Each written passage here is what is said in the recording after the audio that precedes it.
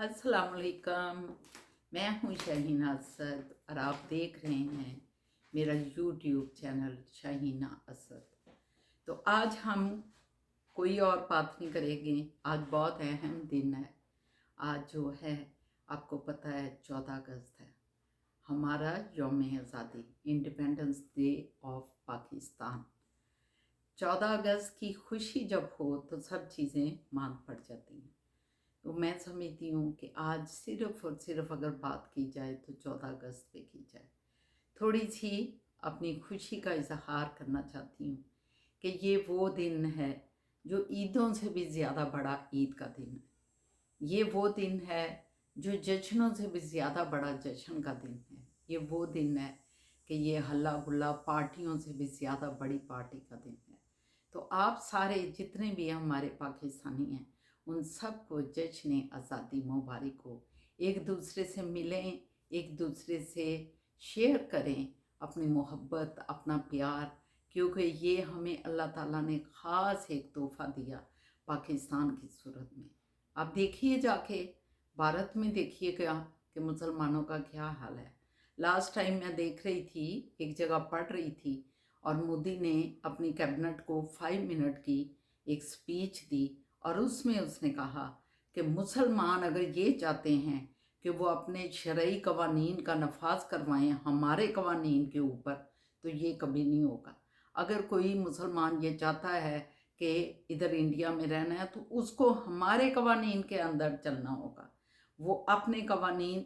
हालांकि ये जो चीज़ है ये ब्रिटिश गवर्नमेंट के दौर में पार्टीशन से पहले ये चीज़ तस्लीम की गई थी कि जो शरिया है, इस्लामी शरिया के मुताबिक मुसलमानों के फैसले होंगे और हिंदू के जो उनके कवानीन हैं, जो उनकी किताब में हैं, उसके मुताबिक उनके होंगे। मगर अनफॉर्चुनेटली कि इतने अरसे बाद अंग्रेज़ों का 100 साल से भी ज़्यादा का अरसा गुजर गया अंग्रेज़ों की, जब उधर गवर्नमेंट थी पाक व हिंद में। तो उस वक्त क्या आप देखें और आज देखें कि मोदी जैसा फाशिस्ट, जो एक बहुत बड़ा खुद मतलब समझें कि दहशत गर्द है, वो बंदा ये कह रहा है कि पाकिस्तानी सारे ये मुसलमान जो हैं ये पाकिस्तानी हैं और ये पाकिस्तान में चले जाएं। इन्होंने अपना खिता इसलिए बनाया था मुसलमानों ने कि वहाँ वो अपने कवानीन का नफाज करेंगे, और ये अगर अपने कवानीन का नफाज करना चाहते हैं तो इंडिया में इसका नफाज नहीं होगा। मतलब ये इंडिया में अगर कोई भी अक़लियत बिलखसूस मुसलमान अगर रहना चाहते हैं तो उनको इंडिया के कवानीन के अंदर चलना होगा। तो आप अंदाज़ा लगाएं कि ये कितना बड़ा जबर है, ये कितना बड़ा जुल्म है किसी भी कौम पर, किसी भी कौम पर। तो ये इंडिया का मोदी जो कर रहा है, उसकी जब तकरीर हम सुनते हैं, जब उसकी कोई बात गलत सुनते हैं, इस वक्त जो कश्मीरियों के ऊपर उसका अरसा हयात को तंग किया जा रहा है, उनके ऊपर जुल्म सितम की वो दास्तानें रकम की जा रही हैं जो हम तक नहीं पहुंच रही, हम पाकिस्तानियों तक। तो जब हम ये सारी चीज़ें देखते हैं तो आप समझ सकते हैं कि ये कितनी बड़ी नेमत है जो अल्लाह पाक ने कायदे आज़म के थ्रू हम तक पहुँचाई। हम इस मौके पे अपने कायदे आज़म मोहम्मद अली जना की कुर्बानियों को नहीं भूल सकते कि उन्होंने किस तरह अपनी अजीम लोग जो होते हैं, देखें ये बात सुने मेरी, अजीम लोग जो होते हैं वो इतने अजीम होते हैं कि वो अपनी ज़ात को पसे पुश डाल देते हैं और कौमों को आगे रखते हैं। तो उन्होंने अपनी कौम को आगे रखा कायदे आज़म ने। वो देख चुके थे कि हिंदू जो है वो कभी भी न्यूट्रल नहीं हो सकता मुसलमानों के लिए, और ये हो भी नहीं सकता। तो उन्होंने अपनी गिरती हुई सेहत को, जो कि टीबी थी उनको, और डॉक्टर ने बहुत पहले उन्हें बता दिया था, कोई 12 साल पहले, आज़ादी से 12-15 साल पहले बता दिया था कि आपको टीबी है। लेकिन उन्होंने उस डॉक्टर को मना कर दिया कि मैं अपनी कौम के लिए इस वक्त जद्दोजहद कर रहा हूँ, आपने ये बात जो है अयान नहीं करनी, इसका ऐलान नहीं करना। तो उस वक्त के डॉक्टर भी कितने ज़बरदस्त थे कि अपने मरीज़ की हर चीज़ का पर्दा रखते थे और वो किसी कीमत पे दूसरे को नहीं बताते थे कि क्या था। कायदे आज़म ने अपनी जान की कुर्बानी दी, अपनी जान की परवाह न की। انہوں نے گرتی ہوئی صحت کے ساتھ اپنے پاکستان کے لیے جدوجہد جاری رکھی، اور یہ ہوا کہ 47 میں پاکستان واضح وجود میں آ گیا۔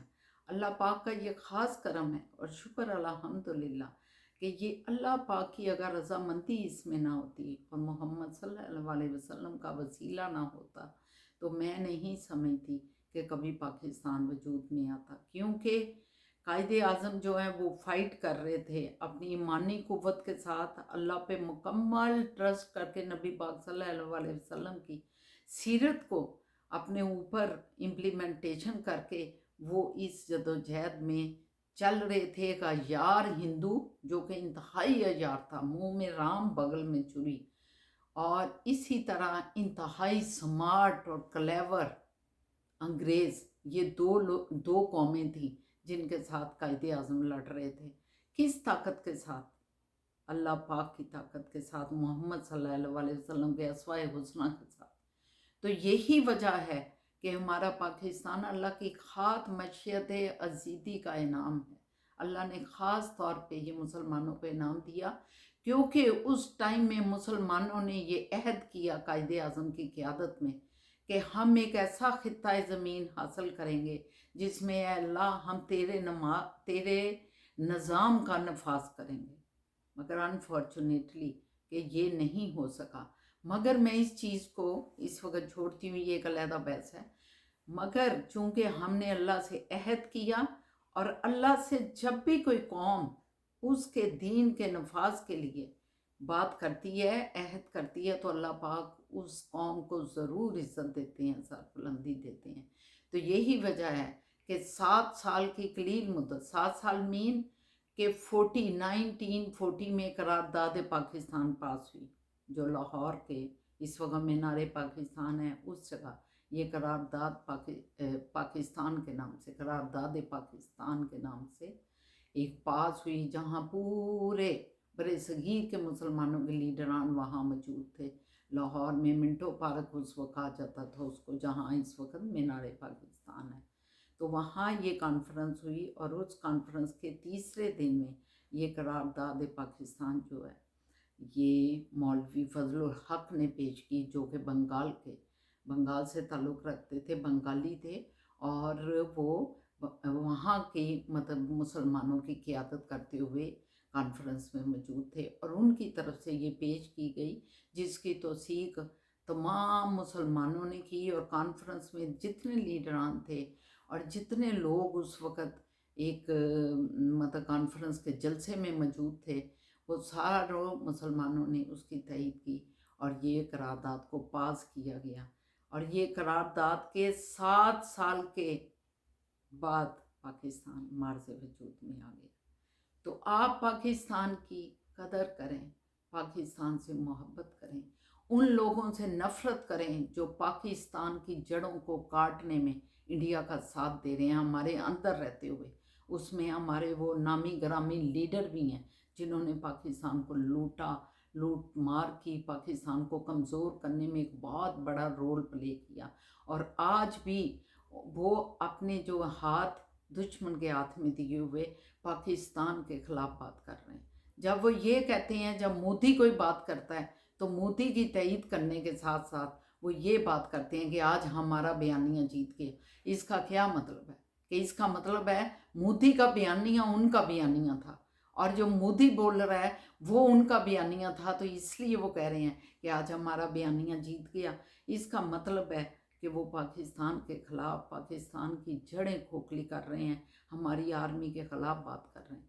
تو میں آپ سے سب اہل وطن سے یہی کہنا چاہتی ہوں کہ اس جشن کو اس طرح منائیں کہ جو ہمارے اندر بیٹھے ہوئے دشمن ہیں ان کی نیندیں بھی اٹھ جائیں، اور اپنے ان اداروں کو، ہاتھوں کو مضبوط کریں جو پاکستان کی بقا، پاکستان کی سلامتی اور پاکستان کی حفاظت کے امین ہیں، ذمہ دار ہیں۔ تو آپ پاکستان کی ان قربانیوں کو بھی مت بھولیے گا اس ٹائم میں جب آپ جشن منا رہے ہوتے ہیں، کہ جب ادھر سے لوگ ہجرت کر کے آ رہے تھے تو لاشوں کی جب ٹرینیں آ رہی تھیں یہاں بھری ہوئی لاہور میں، ان قربانیوں کو بھی مت بھولیے گا۔ اس سرزمین میں ہمارے ان شہداء کا پاکستان کے شہداء کا خون شامل ہے۔ تو یہ مقدس سرزمین ہے، اس کی حفاظت کرنا ہم سب پہ فرض ہے۔ اس کا جشن منائیں، اس کی آزادی کے جشن منائیں، سب پارٹیاں کریں ایک دوسرے سے، اللہ کا شکر ادا کریں، اس کے آگے سربسجود ہو کے اس کا شکر ادا کریں گے۔ اللہ تیرا شکر کہ تو نے ہمیں آزادی جیسی نعمت دی، اور اے اللہ پاک جو ہمارے اندر ہمارے اس وطن کے دشمن ہیں ان کو نیست و نابود کر، اور اے اللہ پاک جو ہم نے تیرا عہد کیا تھا کہ ہم اس ملک میں، اس خطہ زمین میں جو ہمیں تو عطا کرے گا اس میں تیرے نظام کا نفاذ کریں گے، نبی پاک صلی اللہ علیہ وسلم کی سیرت کا نفاذ کریں گے، ان کے اسوہ حسنہ کا ہم جو ہے نفاذ کریں گے۔ تو اس عہد کو پورا کرنے کی ہم سب کو توفیق عطا کر۔ اے اللہ پاک تو ہمیں وہ لیڈرشپ عطا کر جو اس وطن کی سرحدوں کی محافظ ہو، اس وطن کے نظام کی حفاظت کرے، اور اس وطن میں اسلامی نفاذ، وہ نظام جو تیرا ہے، جو قرآنی نظام ہے، وہ نظام نہیں جو لوگوں نے کتابیں لکھتی ہیں، نہیں، قرآن ہر چیز آپ کو بتاتا ہے، اور قرآن کا وہ نظام کا نفاذ ہم کر سکیں۔ تو یہ آج عہد کریں اللہ پاک سے کہ ہم سے یہ آزادی جیسی نعمت نہ چھیننا میرے مالک، ان غداروں کی وجہ سے جو ہمارے ملک کے اندر بیٹھے ہوئے ہمارے ملک کو کھوکھلا کر رہے ہیں، اور سادہ لوگ عوام کو بے وقوف بنا رہے ہیں، ان کو بے وقوف بنا کے اپنا مطلب نکال رہے ہیں اور دشمن کے ہاتھ میں کھیل رہے ہیں۔ اے اللہ پاک ان لوگوں کو تو نے بے نقاب بھی کر دیا ہے، لیکن سادہ لوہی اتنی ہے تیرے لوگوں میں کہ وہ پھر بھی نہیں ان کو سمجھ رہے۔ تو میں اس کے ساتھ ہی آپ سب کو پھر ایک دفعہ جشن آزادی کی مبارکباد دیتی ہوں، اور یہی کہتی ہوں پاکستان زندہ باد، پاک آرمی زندہ باد۔